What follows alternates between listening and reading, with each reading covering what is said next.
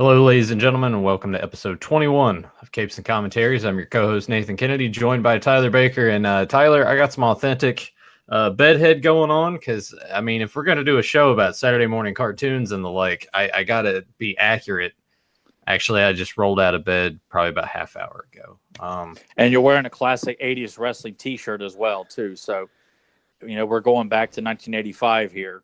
So might as well be sporting, a proper hairdo, a shirt reminiscent of the time, and watching a show that was gigantic in 1985. So, man, that was the other thing too. Along with Saturday morning cartoons, you had to watch wrestling afterwards because the plethora of wrestling shows on the weekends sorely missed. I mean, granted, times are a lot different. You got the network, you can watch what you want, but I miss that, knowing that at 6:05 on Saturday night, some WCW action's about to transpire. Good times. Or I miss the Saturday and Sunday shows of the superstars, and I forgot what the Sunday show was too, because they would always recap what happened on Raw the previous Monday, because I couldn't always stay up to watch Raw, all the whole thing. So that's kind of how I'd get my fix and get caught up on what was going on the weekends, even more Raw and stuff like that too, because I watched WWF stuff on Saturday and DW on Saturday and Sunday evenings as well too. So I miss that stuff, and especially when their target audience is children a lot, but they want to put it on at times when kids can't watch it. And I've never understood the logic behind it. How they want to put pay-per-views on a Sunday when people have to work the next day, instead of putting on a Saturday night when kids and adults don't have to worry about work and school the next day. Yeah. I heard Bruce Pritchard say that. And he's like, well, it's Sunday. People are often like, they have to go to work the next day. Why that? It's just, I never understood the logic. I never understood it either, and that's why I didn't get as many pay-per-views as I would have liked as a kid. That mostly boiled down to, all right, it's summertime, so it doesn't matter. Or on the rare occasion that the pay-per-view would follow a teacher work day or something the following day, or you knew it was going to snow and it was going to get canceled, so you could actually watch it live. And of course, as I got older, it was a thing of like I'd get them, watch the repeat, stay up late, sleep 4 hours, wake up, go to school. I know that was probably way different for you because, like you said, with the bedtime thing, I'm imagining back then you probably wanted to stay up to watch more Raw, but there was probably an issue of like, oh, you need to go to bed, and you're like, I don't want to. It was. I remember one time in particular, like the main event at the beginning of Raw was announced. It was Shawn Michaels versus Yokozuna, and I was like, oh my god, I have to see this. I played it with my mom very calmly though. And she did allow me to stay up to watch the whole Raw so I could watch that match. But it wasn't all the time because I would just watch the recaps on Saturday and whatever they're playing on Sunday. But because my parents were pretty stringent about, you probably need to go to bed about 9 o'clock, maybe 9:30. But it just, yeah. That sucks, man. How'd that match turn out? Was it just like a bullshit finish? I bet it was. It had to have been. It was. I remember like Shawn won in the end. Like I know, and like Yoko didn't win, but I can't remember if it was like a disqualification. I just remember I'm pretty sure Shawn won. That's what mattered to me as a kid. So I was pumped and ecstatic, and over time, whenever USA would play like Lionheart or Conan the Barbarian at 9 o'clock, because USA would always play movies during the week, but at 9 o'clock. I would ask our dad, my brother, he'd let us stay up and watch Lionheart or let us stay up and watch Conan the Barbarian, So sometimes if my dad was into watching it too, he would all right, we'll stay up and watch Lionheart. Yeah. But what was the finish? I don't know. Shawn Michaels won. That's all that mattered. I don't care how it happened. I can't remember. I mean, even as a kid, I was probably sitting there like, disqualification. This is bullshit. It didn't matter as long as the babyface won. To me as a kid, that's all that mattered. And I got to hear their music play at the end of the match. I'm like, yeah, man, what's top of the world? Just didn't matter. What a lame ass. Like watching the kid raise Ramon on Saturday. All right, I didn't see it on Raw. Oh, see, yeah. I saw that on Raw when it happened because man, those jobber matches. I mean, it makes you wonder how it stayed as popular as it did at the time, because most of the stuff on TV was just squash matches.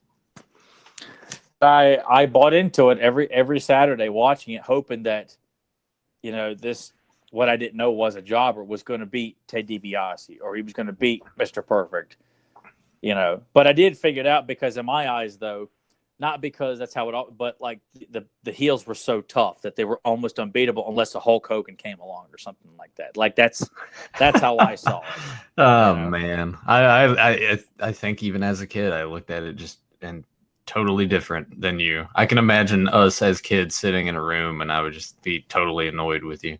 Kind of I was always quiet though. Like I wasn't, making a lot of noise, or like when you see dads today recording the kids watching John Cena lose and they start crying and throwing temper tantrums, or guys crying on camera because Batista wins the Royal Rumble. Like, no, I was always very quiet and reserved when I would watch wrestling. But I do remember jumping up for joy when the kid beat Razor Ramon. Like, I do remember being like ecstatic, because it's just like, oh my God, like a job guy beat Razor Ramon? Like, no way. That pin though looks so kind of bad, honestly. Just the over exaggeration with Razor like shaking his legs. Like he could have easily kicked out of that, because he was like twice his size too. I don't know. I feel like plus it's in a Madison Square Garden crowd too. God. But and anyway, well, we don't look at it, well, because it wasn't so, far fetched to see a heel kick his legs like he's trying to get out so desperately to sell the fact. I know, but as a kid, you buy it all. Yeah, smart Mark like Nathan Kennedy when you're 6 years old. You're like, nah, I don't believe it. Mom, you buy this bullshit. 2 stars. Nathan, you get those socks up. 2 stars. I was like, do it later, Mom. Yeah, 2 stars. Anyway, we're back this week with more ThunderCats and Lord of the Snows. Tyler, what's the reasoning behind this pick this week? I've always been a big fan of the Snowman of Hook Mountain since I was 4 years old. When I saw the figure on the back of the packaging, and the kid that would go on to be my current stepbrother had both the Snowman of Hook Mountain and the Tusker Warrior in daycare, and I just wanted to gravitate over to him and just like, can I have those? Because I had never seen them before or since. For many years, it would be like when I was a teenager when I finally come across them, because I just thought they were so cool looking. And finally seeing this episode too, because it wasn't until DVD they didn't have this episode to rent on VHS in my area. It was available on VHS, and I just always thought the Snowman was such a very cool looking character. And this episode too, it's a world builder. Like as you see throughout, it references other episodes, like what else goes on in Third Earth. Like when the Meteor of Thundrillium is passing through and establishing this new alliance with this character that will show up periodically throughout the rest of the series.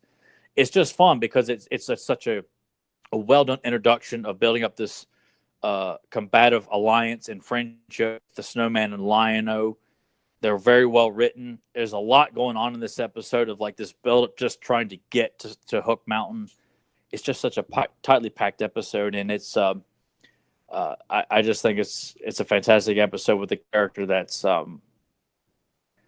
well, like with most general people, it's always about pushing Thundercats, and they don't really acknowledge like the Tusker Warriors, the Snowman, and some of the other world battle and Hachiman, stuff like that. So I've always been a fan of the alliances that the Thundercats made and the toys that they had too. So I've just always loved the Snowman. So I'm just I'll be curious to hear what you have to say about it, because I think this is your first time watching this episode and being introduced to the Snowman, because I don't know if you probably saw like in the card art or something like that. Yeah, I've seen where he was a toy. Yeah, I'm aware of them being in the line and everything, but as far as this episode goes, no.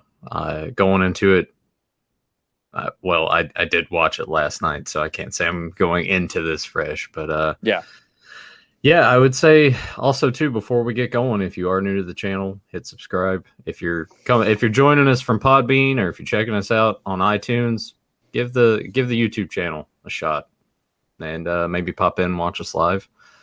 There was something else I was going to say too. Oh yes, the link. Usually I tend to find a link for the episode that we're going to watch as an easy access way to join along with us. But in most cases, especially recently, most of the stuff that they have is just not good. So if you got the DVD, pop that in and join along. If you want to purchase the episode on YouTube or iTunes, feel free. Or if you just want to hear us talk and just let our commentary, let our voices guide the way enthusiasm. as we stray probably at some point and kind of talk about something that doesn't really have to do with the episode. Well, whatever. I don't think we do that too much. I think we stray before and after. Like once we get going, I think we're pretty good. It may not be directly about the episode itself, but we still stay on topic about the characters, like whether it's G.I. Joe or Batman or Transformers. Like we're still talking about it. Sometimes we do veer off, but yeah. I don't think that'll happen with this episode because I'll probably be asking you about, so Nathan, tell me, what do you think about this and this and that? And we'll get into that once we get going here because we don't have as much time to play around today because Nathan's got to go to work later this afternoon. Here, I don't want to. Let's not talk about that right now. Okay. I don't want to think about it. Let's concentrate on ThunderCats. Okay. As I just start like crying. He's like Chunk starts crying right there on camera. Like you just see me like reach off and pull a liquor bottle into frame. Yeah. And just leak up and chug like a big gulp. Yeah, and then when I sit it down, I'm just like, ugh. Yeah. Or those big like Joe Don Baker belches. Yeah. All right. Well, without any further ado, Tyler, count us down, man. All right, let's head back to Third Earth, people, with 3, 2, 1, kick us. Such comfort when you see the explosive red logo fly across the universe, all the way to the mountaintop where Linus flexing his muscle. Man. I said it last week. Do what? I was going to say, why haven't you got like an adult prop of the Sword of Omens? That'd be so cool on display. Well, I'm sure you could get one, but I can't imagine how like an adult size. Like no, that's what I'm saying. That's what I'm saying. But I can't imagine like how much you're going to end up having to pay for that. Yeah, because they always assume that all of us adults like an extra $2,000 to shell out for everything. I'm like, who the hell has always got that kind of money to shell out for Hot Toys and Sideshow collectibles and Gentle Giant and this and that? I'm like, son of a bitch, man. Is everyone else rich but me? And Constructicon, Transformer re-releases at Walmart. Yeah, for $74. And you got to go to layaway because all you can afford is $10 towards it. And I walked in there I have such a passion. What's that? I was just going to say I walked in there last night and just grabbed it off the shelf. And I'm like, yeah, all right, this is mine now. Yeah, Nathan's laughing, but I feel like Jim Carrot Lord of the Snows. So I absolutely love this episode. The Snowman, and I like the opening because it references the Burbles. Because Snarf's out picking candy fruit, which is reference to the episode Burbles. Which I still would like to do that episode too, because I always thought the Burbles were cool. I just like how this episode, as I mentioned earlier, has a lot of nods to like the tree maidens. You see them briefly. You see the Burbles. This reference to candy fruit, the unicorns and stuff like that. It's cool just as a throwback to previous episodes of stuff that we've seen, and just showing that the magnitude of this meteor that's going to be crashing on Third Earth. Well, that was the thing that I was going to bring up when the scene actually happens. Is that was kind of cool to see and just be like, oh, well, who's this and who's this? Like that would be kind of cool seeing it for the first time as a kid and just being like, oh wow, there's so much more here than what you typically get in most of your animated shows. There's all these different races, and it's just nice to see. Yeah, it's because it just shows that there was a conscious effort that they're putting more thought into this and just make references to the world around you. Like I like that. It's like in a comic book. When you make references to that universe, you just realize just how vast. Even though the show's on the ThunderCats themselves, and you will see other races and other groups every so often, to see them referenced, it's just kind of it's fun because, you're led to believe that the Tree Maiden Kingdom, I think in the Thunder Cutter, like it's a long ways away in that episode. Like that's what they tell you. So it's just kind of just as a reminder that the whole planet is seeing this. But, and I also like the fact too that their resources are limited here. Yeah. So the entire purpose of this is like they need to get it to repower their layer. And I remember when I was younger too, the term Thundrillium and Thundranium, which is the element that weakens ThunderCat, which is I'd pull that from the Ghost Warrior, for example. It used to confuse me a lot as a kid because I would hear them say, "We need pure Thundrillium because it's going to strengthen our vehicles and give us power." Like Thundranium weakens us. I'm like, wait a second here. I used to get so confused by that just because I didn't catch the drain and the drill. Yeah. I just heard the thun, and but there's the Tree Maidens there, yep. And Queen Willa, and then there's the unicorns, and here comes the Burbles here in a moment, I believe. Yeah, they're the Burbles. Yeah, robotic teddy bears. Like it sounds silly, but they're not written as like obnoxious characters. That I like the Burbles. I love living near some Burbles. They're such nice. I just love like this image of Hook Mountain because a lot of shows have always got like some sort of ice or snow episode or character icer.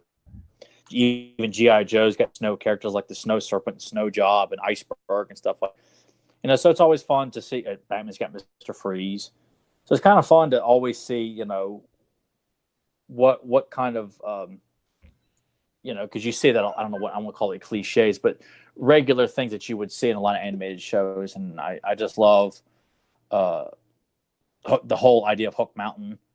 And if you haven't seen it, or you have seen it, like in ThunderCats Ho Part 2 and 3, I think even 4. I mean, Snowman and Hook Mountain's in all 3 of those episodes, and there's a lot of fighting going on at Hook Mountain in those episodes, in the ThunderCats Ho movie for the beginning of season 2. A lot of kick-ass stuff in there, and he's used prominently. I like how Chitara was kind of flirting it a little bit. It seemed like it's like, hey, here, take this. It'll keep you warm, so you can think of me. And so which I'd be more than happy to accept that from Chitara. And I like line with the cape. Kind of reminds me of like the movie version of He-Man. Like that would be it's a simple variant, but he looks very prominent, regal, and badass with a red cape on. Yeah, no, it's a good look. And that quick nod to Jackalman snooping around there, which seeing that castle like all the way up there, like it's hidden in shadow on top of Hook Mountain. Like all this build up that we're seeing here, like even though it's only like a 22-minute episode, they take great time in building up that this is not just we're going to take time, this long time to get to Hook Mountain, especially on foot. Because some episodes, they just kind of, we don't have time, let's just kind of get to it there. And I like how they, at least in this episode, really build up the fact that it's a long and very tough terrain to get up to Hook Mountain, because it's not like you can just, ho-hum up there. It's a rough terrain to get up there, and seeing Lionel climb up it by hand. I'm glad that you went and talked there for a little bit, because I'm assuming that Emily started to move around and the dogs were going crazy. So I was like, nah, all right, well, Tyler's still talking, so this is good. Oh, I heard it, but I'm not, because I was just like, just keep going, because Nathan's like, oh my God, man, the barking. Well, that's why I hit the mute button. Oh, okay. So people can't, yeah, like as soon as I start to hear that shit, I'm like, all right, mute.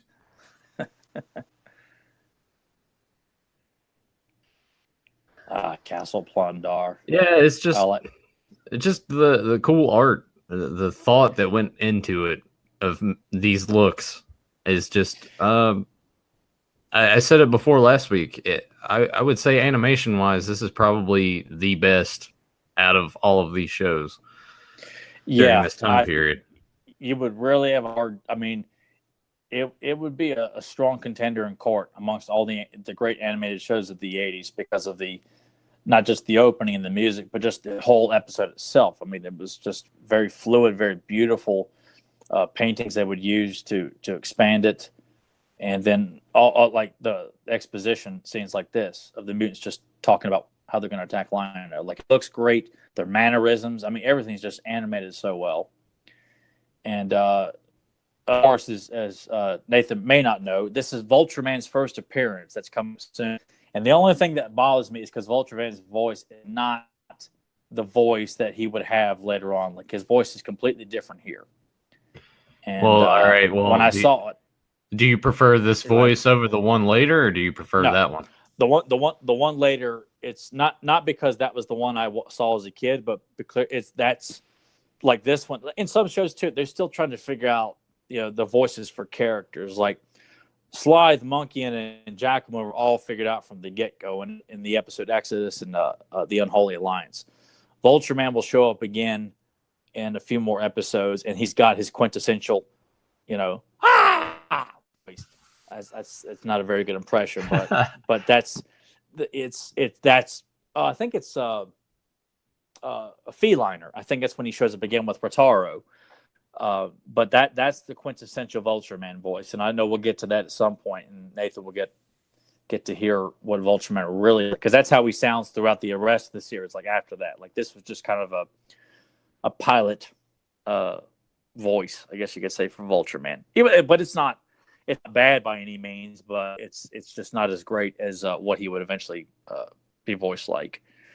And showing the tension build up here. They're out of power until they get that Thundrillium. Thought I was going to say some Thundranium there for a second. But yeah, it's it makes sense too that if all their equipment runs on elements of their planet, it would be scarce. And to feel like, this makes sense. It doesn't feel like something, this seems kind of just shoehorned in there just for like random danger. So an entire meteor made of it, I'd assume it will probably last them quite a while. Well, I guess in at least the context of what they're trying to go for with this episode. Yeah. Was this ever a thing where they would do this and then it's just sort of forgotten about over time? Not really. I mean, they have kind of random dangers that pop up like they do in every episode. And there's some continuity to it too. But I mean, obviously, if Thundrillium pops up, they're like, "Hey, we can use it." But in terms of like this, Thomas Guerra, if he's listening to this, he might correct me on this one because he knows ThunderCats pretty damn good too. Like that's his like number one. So if I goof that, he may correct me on that one. But I don't recall there being a situation like this where it's like they're completely like done.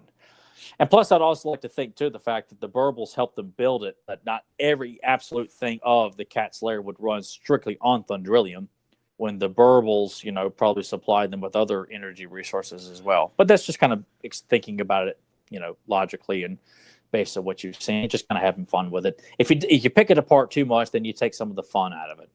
Fun to think about. Well, it's kind of like that with anything, really. If you start to just pick it apart, then it loses all of its meaning and fun half the time. So, as we're approaching this, and I love the which I was talking over, but just the first shot of the ice castle itself. Here he comes on Snowmeow, looking like an absolute badass. Yeah, no, it's a good look. Yeah, it's a good gimmick. It's a good gimmick. Oh, hell yeah. And his face, like he looks kind of ape-like, kind of, like a simian / man / and I like they give him an accent that sounds like he could be kind of like an Eskimo almost. And it's a shame they didn't make a Snowmeow for the actual figure, like with the miniature toy line that came out along with the LGN line. They did release a 2-pack of Snowman and Snowmeow, which I thought, oh man, that'd be so cool to have. I didn't have any of those as a kid. Well, time to hit eBay and pay triple the price there. Oh, I know. I do have a couple of them. I did buy them at a comic show at Blacksburg Mall about a year or so ago, pretty cheap. But I've yet to see. I don't see them too often in person. But this is such a great introduction, especially when you see a character that's in the toy line, like, oh right, but it's not just thrown in for, here's a toy you can buy. Like, this whole story revolves around these two building an alliance, and that it's going to have to be earned. Like, I like that. I like the aspect of that too. A lot, actually. The fact that he was just like, "Hey, I bring friendship and honor," and he's like, "Well, prove it." It's not something you would see a whole lot in children's animation. A story like this, and it's a full on like fight. It's not, wham bam trip fall. Okay, like, no, it's like the Snowman's giving him a little bit of credit, but just his power over ice here. Yeah, I like that too. Badass. That he can just take that and turn it into a club. Yeah, cool. I've often wanted to see like a crossover illustration of like Icer from He-Man and Snowman Hook Mountain, and come up with some sort of illustration for like Axel or Kevin to draw, like binding those two universes. Because it just seems so fitting. I'd love to see Icer and Snowman duke it out.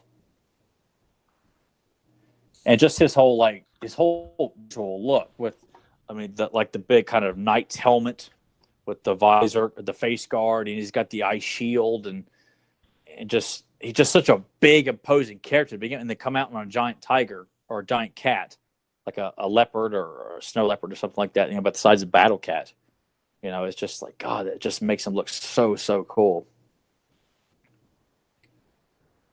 And I like that, even though like Jaga's going to chime in here, Lionel's pride of and it makes sense. Like, if you're going to be the Lord of the ThunderCats, you're going to have to Well,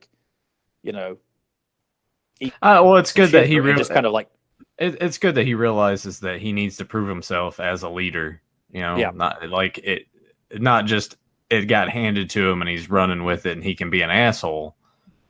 Like, he genuinely wants to prove himself. And realizing that, if I did call the others, that's just saying I can't do this on my own. Like, I have to earn this man's trust without the help of others. And even though he's going to use his power over cats, it's also showing that, look, I'm not a force to be, taken lightly. Like, I may be a youth to you, but I'm quite strong. I've got powers, and I'm just here to be your friend and take something that you have no use for. So, I love it. I like this part here. Once he starts going, just that look on his face of like, yep, certain death. Like, so happy about it too. And as a kid, this is kind of crazy to watch. He just gets thrown in this like huge pit, and you're just like, well, all right, I guess he's dead. Yeah, and of course he goes in so far, and we're able to hear that he's Oh, I like that part too. It's like, course. are you down there? And you just hear, Yeah, it's like someone being kicked in the balls in Pulaski County High School. Well, even Lionel's like, well, I can't make friends with a dead man, like that. Yeah, I always loved that line when I heard that the first time. It's like, we came here to make friends. I can't make friends with a dead man. Like, I just think that's very, very cool. And just all this going on, this whole buildup of establishing Snowman in this universe, and now the friendship's going to start to build here, and then here come the mutants. I just thought, God. And it's a plot that's not reliant on Momra either, which is also good. I like that a lot too, because I do too. It's good because too many of these shows rely so much on their main villain being the villain each episode, and it's like, no, it's good that you don't have to rely on that so much. No, what makes that so special too is that, even though they work with Mom Ra, the mutants operate on their own an awful lot throughout the show, and there's quite a few episodes like Slaves of Castle Plundar, Jackalman's Rebellion, to name a couple. And then there's some episodes too where the actual like mutants will turn on the rest of them, like Jackalman's Rebellion, Vultureman's Revenge, Monkey's Bargain. Slide is the only one that did not turn on the group. Like, everybody else is like, had enough of this shit, I'm going out on my own. But Sly, being the leader, was like the only one that never decided, I don't need you all. I'll go off on my own too. I thought it was kind of interesting. But that's what makes it fun, is that you don't have to rely on Mom Ra, because the mutants are such a dominant faction, and then the Berserkers would come along, and so would the Lunatics. So you've got quite a few groups of villains that you can play around with, and not just strictly what's Mom-Ra's latest scheme. And I always found it more fascinating too when you would see the henchmen in any show, like they're the main villain of the show, and they're not working with Skeletor or Mom-Ra or Megatron. Like when you see a Starscream or a Trapjaw and Merman working on their own without Skeletor or something. I always thought that was really cool. Shows you how big the Snowman is. They're just hanging on to Lino's back.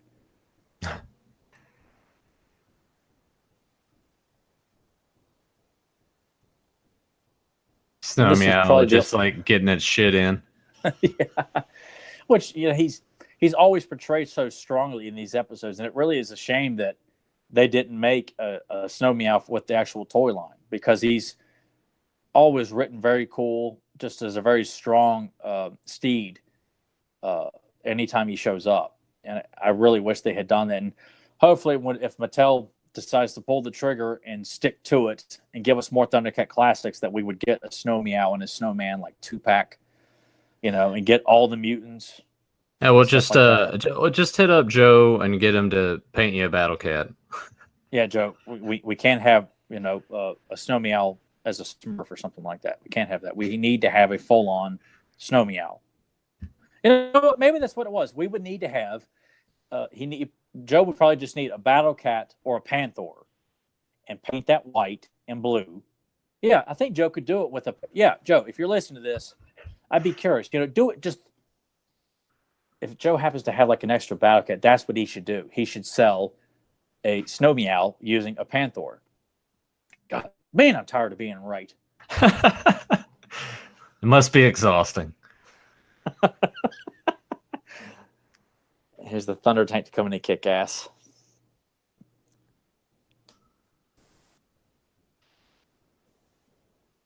And this was probably the only vehicle the mutants used that was not turned into a toy.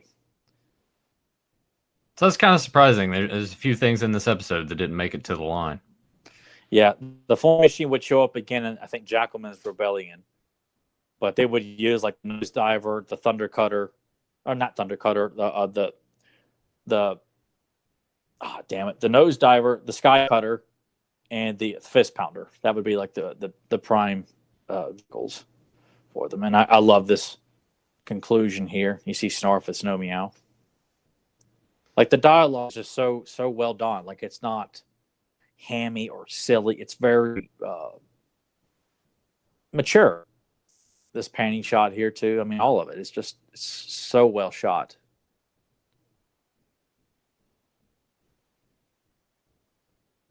Look how big he is.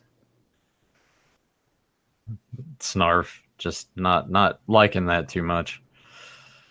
Get the hell off me. I like that.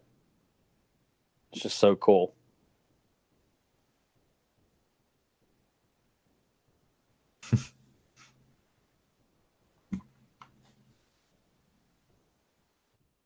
Champion of the Snow is like, I think that's so cool. And then pan shot of Hook Mountain gives me goosebumps. Hard nipples. Cool. Hard nipples all the way. And then, man, it's like being 4 or 5 years old when the show's over. Oh God, no more joy, no more happiness. Until you go to Hills and you get to go down the toy aisle. Yeah.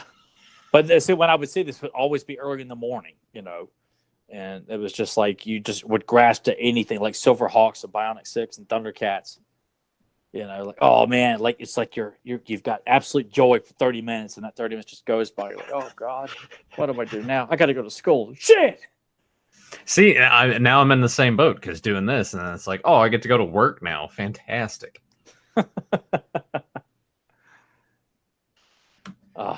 Well, what are your initial thoughts after when you watching it now? Like, what do you looking back? I mean, it's like as we were discussing before. I like this show has a lot of plots that just don't rely on what's Mom-Ra's latest scheme. It seems. Now I'm sure it probably falls into bits of patterns, but it's nice to see that this show has a lot of world building. It makes you seem like, all right, this is an Earth with multiple inhabitants. It's not just like here's this and here's this. there's a middle area to this show, Yeah. and the animation's top notch. Like I've always said, I feel like this is the best animation out of all the shows. I'll love you saying that, because I just like, you get it. So when people come along and shit on the show, actually, that show sucks. Yeah, it's like it's insipid, like plots and silly dialogue, and oh, they're naked on the first episode. Let me make a bunch of sexual jokes about it. Prick. Just smack the shit out of people. It's like, I always hate it when people's like, "Dude, we get it. They're giving their clothes, but they're not sporting like tits and cocks." It's just, God, it's just like everyone has to act like they're back in middle school again, making oh, you said penis. Like people got to poke and prod at things. It's just but it's like, look, if you're gonna make jokes, put some effort into it. Have some wit. Don't just throw out something that's just about as white bread as it's like saying the chicken crossed the road to get the other side. Hot dog, how do they do it? It's just like, just shut the hell up, man. Yeah. You're offering nothing to society, and let alone to this cartoon. So just keep your mouth off the internet. Go to hell. Yeah, and go to hell. But I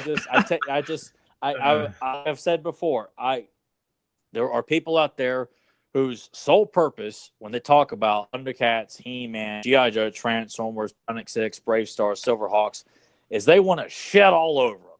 Well, we're the 180 of that. We want to remind you that, you know what, you don't have to laugh at those morons, and when you just go back down memory lane and think, oh, all the shows I watched as a kid, they were really lame because of all this jerk offs on YouTube.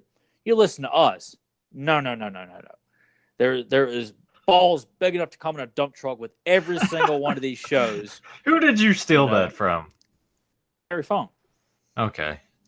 From Roadhouse. Oh, yeah. Okay. I heard you had balls big enough to come in a dump truck, but you don't look like much to me. I stole that from Terry Funk. Okay. I steal a lot, but I steal from the best. Yeah, it sucks that I was just like, wait, what's that from? From fucking Roadhouse. I need to watch Roadhouse. But before we kind of get into the closing anymore thoughts, I do want to say hello to JSP and Who Dat Well, who joined us live. I think there's a third person in here, but they're not in the chat. But thank you guys. And Who Dat Well says that he loves the shirt, and I mean, who wouldn't? I look good in purple. Yeah. And is that soft material too? It's not like that. I'm trying. I don't even remember where I got this shirt. That was like years probably ago. 80stees.com or something. No, I didn't get it online. I got it in a store, but I can't remember where. I don't know. I think it's kind of cool that I'm wearing like this purple shirt and you're rocking like just that neon green. We're like the Rockers. Like Mr. Perfect. I was thinking Mr. Perfect. Well, I'm saying if we're gonna be like a tag team, then we're like the Rockers or something. You're the Jannetty though. Obviously, I'm the Shawn Michaels. Hell no, I got the blonde hair. You're the Jannetty. No, I got blonde hair too. No, mine's more blonde than yours. So I got there's more blonde. But I have more of it. Just because my hair is shorter than yours, that doesn't mean I'm the Shawn. Well, regardless, if I'm the Jannetty and you're the Shawn, I'm the one throwing youth at the barbershop window. Wait, what? I'm referencing when Shawn. No, I know that Jannetty in the barbershop. No, but I was trying to process in my head. Did you say if you were the Jannetty and I was the Shawn, that I would still be going through the window? Yeah. Okay. So we're just altering history now. Because we can. Well, so Joe's. I mean, you know what? Is Joe Beefcake? Yeah. Fucking beefcake. But you know what? Since you're my best friend, I will allow you to throw me through the window because I will sell for Nathan Kennedy. If Nathan Kennedy is trying to get over as a heel, I will make him look like $1 million. I will be out there. I'll be like Kurt Hennig in the ring. I'll be flopping all, not like Shawn Michaels versus Hulk Hogan at SummerSlam, but I'm going to make it look like, Ultimate Warrior wrestling Mr. Perfect or Rick Rude wrestling the Ultimate Warrior. I want to make Nick look like $1 million. I want to make him look like he's just, he's beating the shit out of me. And when he's getting ready to go for it, he starts palming it right there in the ring and getting the audience like, yeah, he's going to palm it, people. Joe's in the chat. He's like, why I got to be Beefcake? So, Joe, I don't know if you caught this earlier, but there's custom you got to make. Tyler hit him with it. Yeah, you have got to make Snowmeow out of a panther or a bat. You got the saddle. You've already got the Hulk itself. You just need to paint him in ice blue and white. Oh, my God, Joe. you got a million right there. And you just like you always go for like you always find battle cats on. You got to get a Panther battle cat and paint them like Snowmeow. I'm telling you, dude, it's money in the bank already. And it'd be like, I'll think about it. No, not gonna happen. But yeah, Joe, you gotta be Beefcake because I don't know. You just look. I think Joe would look sexy wearing the mask and like the shitty tights that Beefcake had that had the slits on the side of his legs. Even as a kid, that was just like, what the hell's he wearing? It is funny. Like I wonder who if Joe was a wrestler. Like if we were like who. Well, because Joe would have to be a masked wrestler though. Maybe he could be Aldo Montoya. There we go. Yeah, or Battle Cat. He could be Battle Cat. There you go. Or or Battle Cat, or one of the Killer Bees. God, man, so many shit gimmicks, dude. Well, I was trying to think of another. Oh, the Patriot. There we go. Joe could be the Patriot. See, I like the Patriot. Oh, I thought the Patriot was cool, and the what was it? Was it GWF that came on ESPN? Mm-hmm.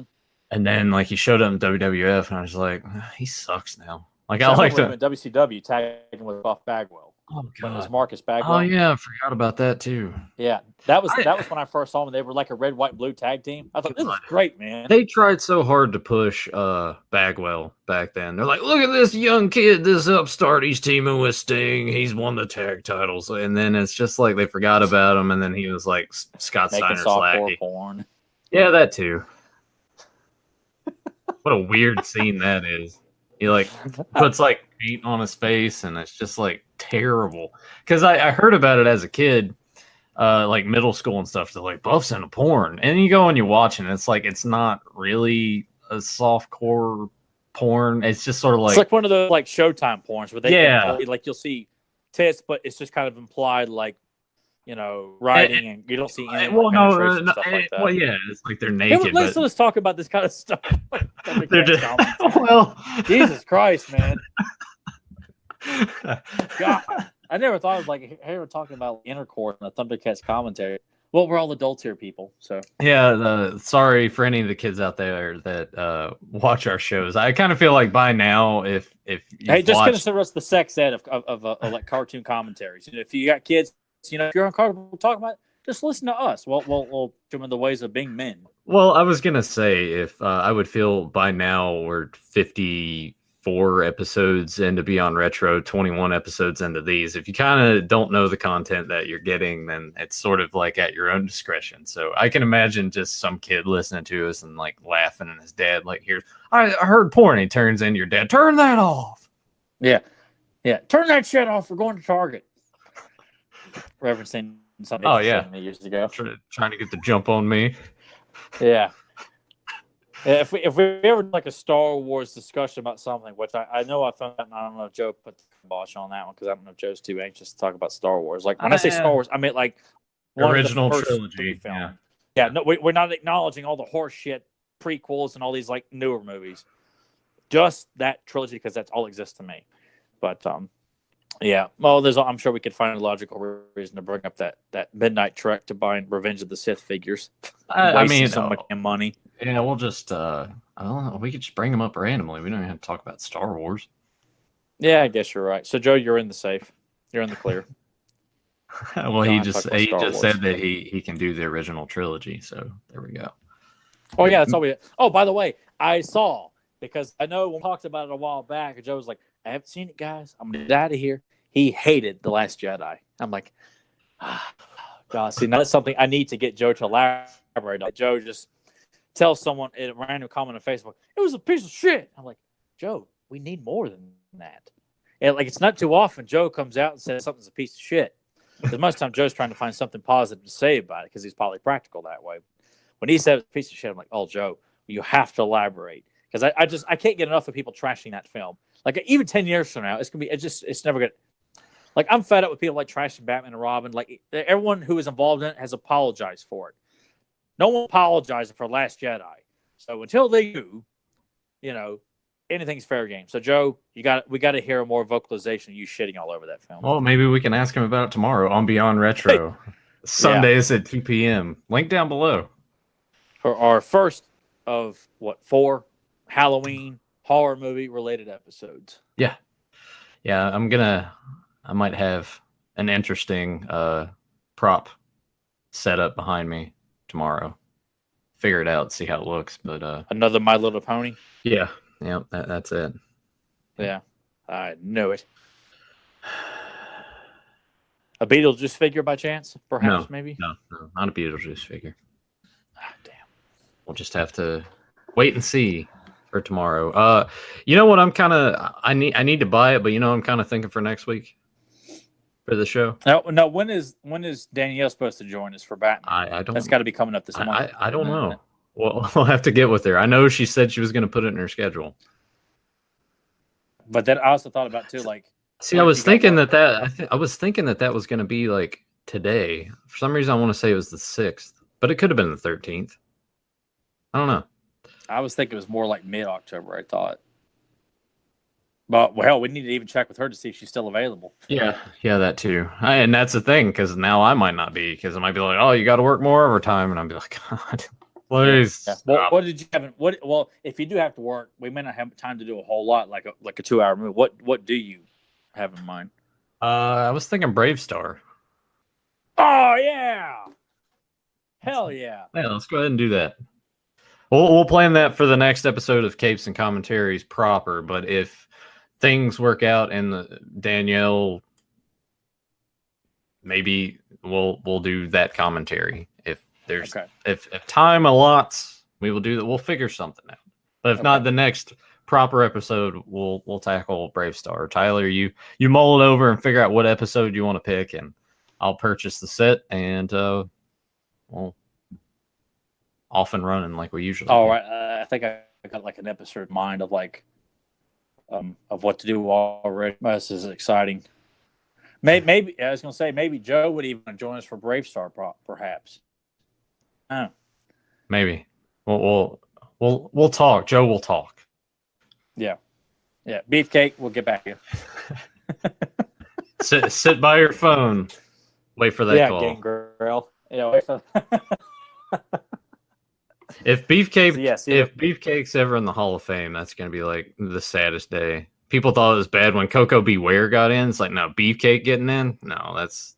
Dude, the simple fact they're still putting in shitty celebrities like Donald Trump and Drew Carey in a Hall of Fame related to wrestling.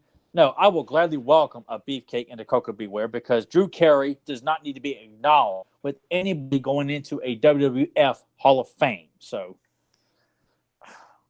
I hate that whole celebrity bullshit. Like it doesn't. It's not relevant. They don't make an impact. Yeah. God, I hate that. So no, I'm fine with Beefcake getting in. But I still want to see. Not. I don't want him in. Beefcake will never. Never want him in because he's just the only reason he's there is because of Hogan. That's it. Period.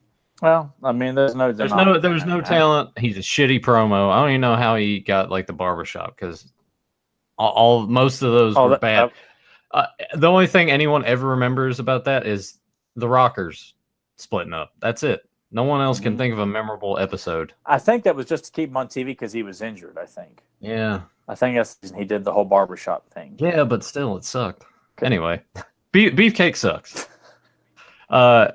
Before we go, who that will was just he said that he would love to see a Once Bitten episode. Well, you're in luck because I'm pretty sure that's on the table and that's something that will be discussed this month.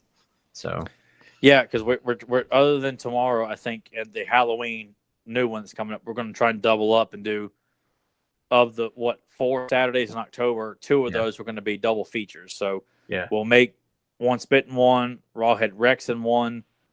And then try and decide what's going to be the other 2, like a Pet Cemetery or a, God, we threw out a bunch. Monster Squad, Pumpkinhead. Monster Squad, Pumpkinhead. Beetlejuice is going to get its own episode because we can talk about the cartoon series, the action figures. The movie's got a lot to say about the movie anyway. So, but yeah, kind of Once Bitten because I have a lot of nostalgia, seeing that when I was hitting puberty. So you're like, oh my God, I'd love to be hit on by an older woman, All the women in that movie are hot too, anyway. So, yeah. Well, I mean, maybe they'd be walking by the arcade as you're beating Final Fight. Who knows? Yeah, and then Lauren Hutton and Cameron, what's her name? We're fighting for my affection in the arcade, and we have to have this epic dance off, and everyone's like clapping and cheering us on. And I got, who the hell am I going to go with after I beat Final Fight? It'd be great. Yeah. But your fascination with the arcade and picking up chicks, I will never understand. Everything. Hey, it's no different than trying to run fast in front of girls in PE class when you're in elementary school, or trying to score basketball. Anything that's going to make you look like you're alpha in front of the girls in elementary school. All right, so you score great in sideline basketball, or you remain undefeated in dodgeball, like you're the only one left standing. I've got to survive, man. I have I have a few stories in regards to that. I will only tell one right now. We used to sort of have co-ed PE to a degree. We did too. So we would be running on the same track, and I was on the track team and ran the mile and all that stuff at the events. And Nathan being one of the never would have pictured that.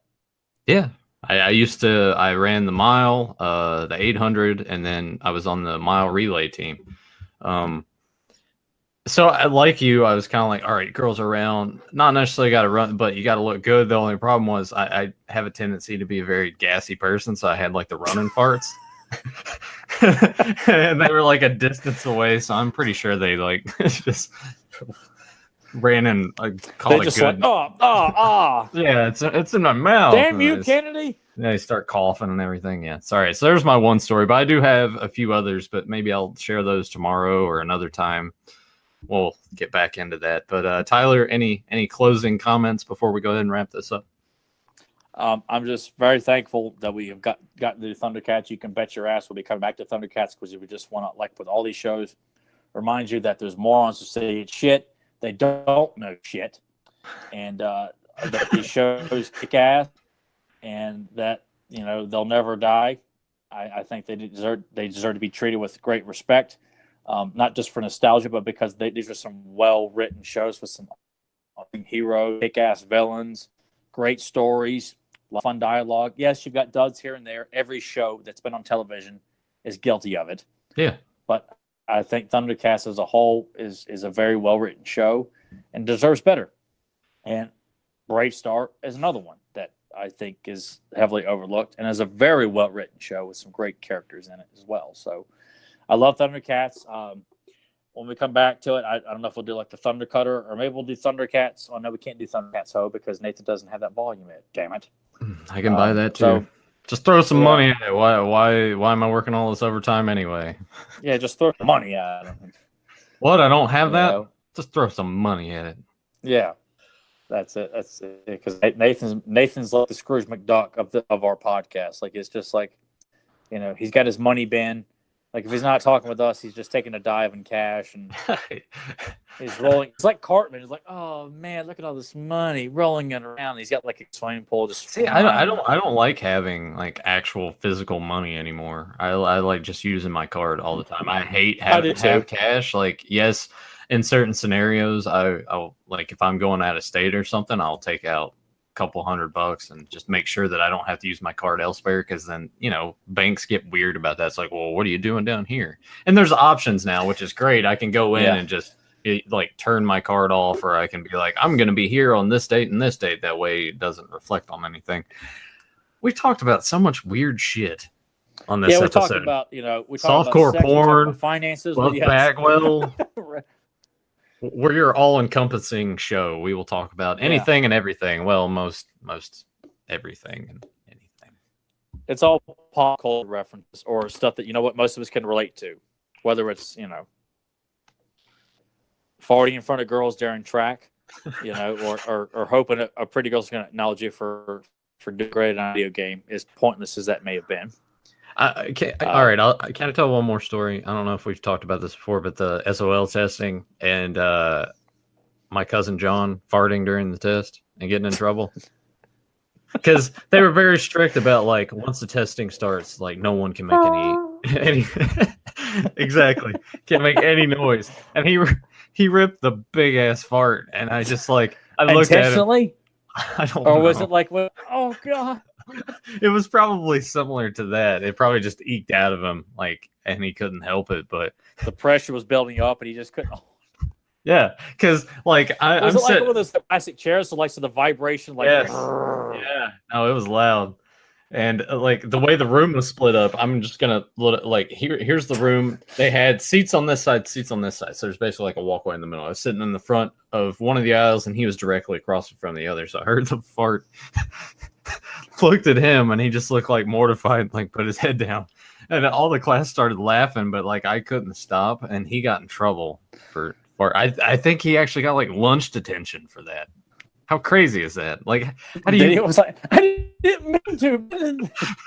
How do you like? How did they properly document that? It's like, passed gas during SOL test. Like, it's so the stupid. teacher, girl prick. No, yeah, she was a bitch. She really was. Just looking for anything to get someone in trouble. I wonder if John listens to this show every now and again. I bet he doesn't. But if he does, John, he probably doesn't know what ThunderCats is. I'm pretty sure he knows what ThunderCats is. Probably not. Probably not. Anyway, yeah, let's go ahead and wrap this up. Thanks to JSP and Who Dat Well and our own Rotten Amato for joining us in the live chat. Speaking of live chat, make sure you hit that subscribe button if you're new to this channel. That way you get notified once you ring the bell. You'll get notified when we go live, so you can be in the chat room and just sort of join the discussion. These guys talk amongst themselves most of the time, and we just periodically peer over and see the things that they say. Check out the links down below. Beyond Retro Podcast will take you to the hub. I'm really fucking this up today. We'll take you to the central hub of Pop Culture Network. I think I'm still thinking about John farting. I'm getting sort of like tickled. Yeah, you gotta tell that story about returning that porn to John of a girl. I'll tell that one tomorrow. Oh God! If you got like headphone cords. Yeah. Check out Joe Amato's Custom Creations and buy some of his t-shirts.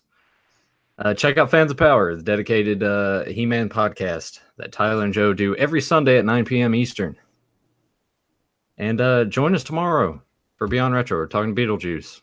As Tyler said before, first episode of kind of like, are we really?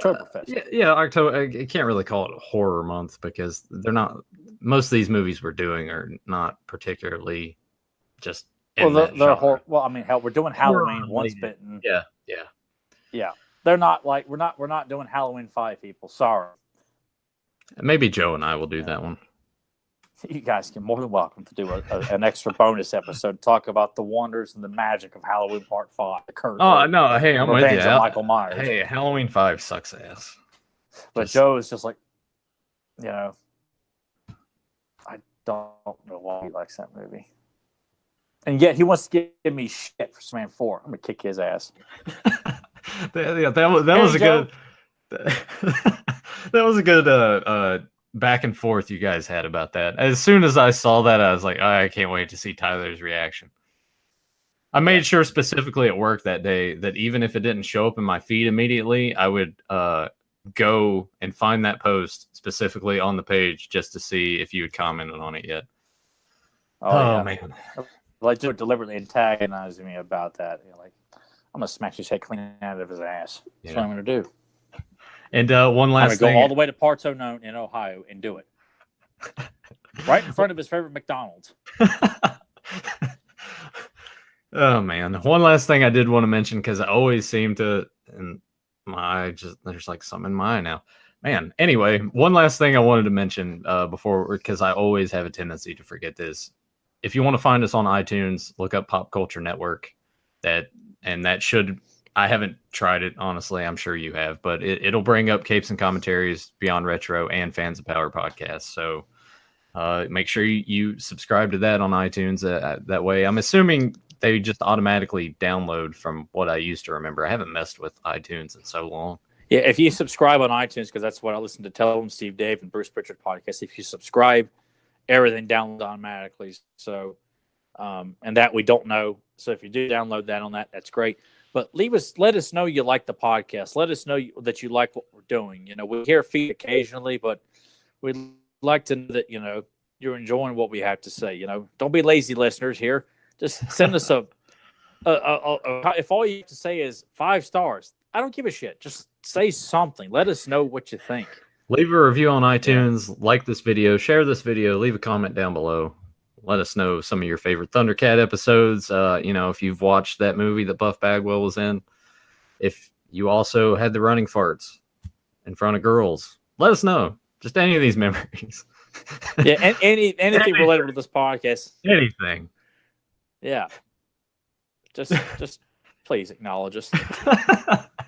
Give me a reason to get out of the damn bed. I don't want to go to work. Guys, thanks again for joining us. We'll see if either for Brave Star next week or maybe a special treat with a special guest.